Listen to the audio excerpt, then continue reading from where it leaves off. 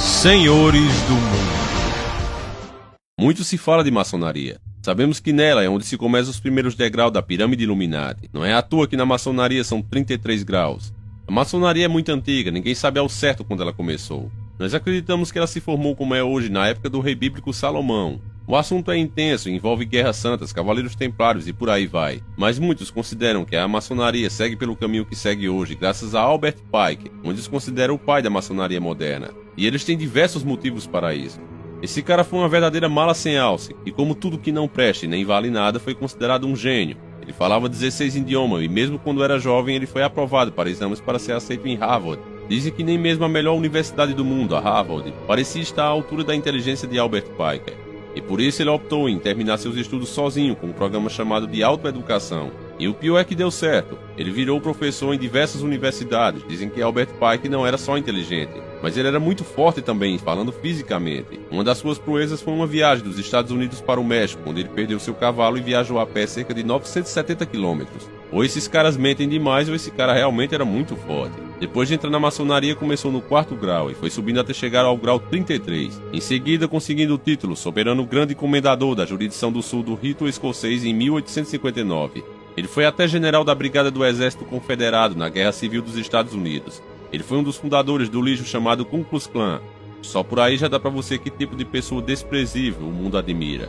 E por que a maçonaria não presta, nem nunca prestou e nunca vai prestar? Ela é a grande causadora de todo o mal do mundo desde épocas imemoráveis. Albert Pike sucedeu inclusive Abraham Lincoln na presidência dos Estados Unidos. Ele tinha acesso irrestrito na Casa Branca, ou seja, ele podia entrar lá na hora que quisesse. Afinal, como eu já disse em vídeos, os Estados Unidos está há muito tempo nas mãos deles. Até aí tem alguns que podem estar dizendo, o que tem nisso? O que me interessa? Bom, meu amigo, é agora que a chibata começa a comer. Esse maçom Albert Pike escreveu uma carta a Giuseppe Mazzini em 1871. Eu sei que alguns de vocês pensam agora, quem é esse fresco? Bom, esse era outro mala sem alça feito ele. Esse Giuseppe Mazzini foi considerado um líder revolucionário italiano, em meados dos anos 1800. Ele recebeu uma carta do Albert Pike em 1871. Essa carta explica com clareza o plano maldito dos senhores do mundo para a Terceira Guerra Mundial, dos Illuminati. A carta de Mazzini estava em exposição no Museu Britânico Biblioteca em Londres até 1977, antes de ser retirada inexplicavelmente da vista do público. É inexplicavelmente para o povão, né? Mas para nós sabemos que assim que o povo começa a perceber as coisas, as baratas voltam para as sombras, para os esgotos de onde eles vivem. E esses caras não brincam em serviço. A carta foi escrita em 1871. E ela já previa acontecimentos que ainda iriam acontecer com a Primeira e Segunda Guerra Mundial, e só ia vir anos depois. E ainda diz com clareza que foram eles que causaram tudo isso, confirmando o que nós já dizemos nesse canal há mais de 3 anos, repetindo aqui constantemente. Eu já tô ficando inclusive rouco de tanto dizer isso. Só que agora tá aí, uma carta que ninguém, por mais idiota que seja, pode negar que existiu. Ela estava lá no museu, muito se falou dela e eles tiraram ela do ar.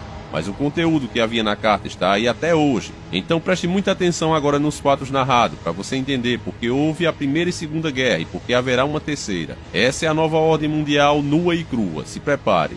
A partir de agora o que você vai ouvir é o conteúdo contido na carta. A Primeira Guerra Mundial deve ser provocada a fim de permitir que os Illuminatis derrubem o poder dos Cesares na Rússia e de tornar esse país uma fortaleza do comunismo ateu. As divergências causadas pelo Agentur, agentes dos Illuminati entre os impérios britânicos e germânicos, serão utilizados para fomentar essa guerra. No final da guerra, o comunismo será construído e utilizado a fim de destruir outros governos e a fim de enfraquecer as religiões. Aqui vale a pena a gente fazer uma breve explicação para que você possa olhar para mim e dizer: Captei vossa mensagem, impalpável guru.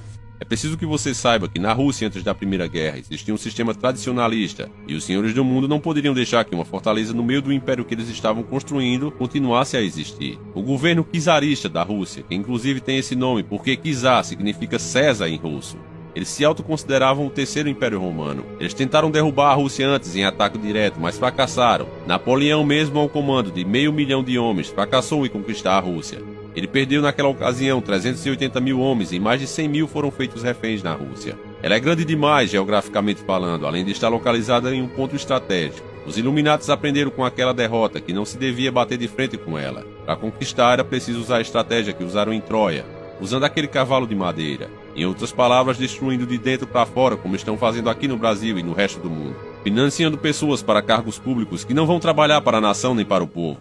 mas estão a serviço deles, forjando Uai, seu app de vídeos curtos.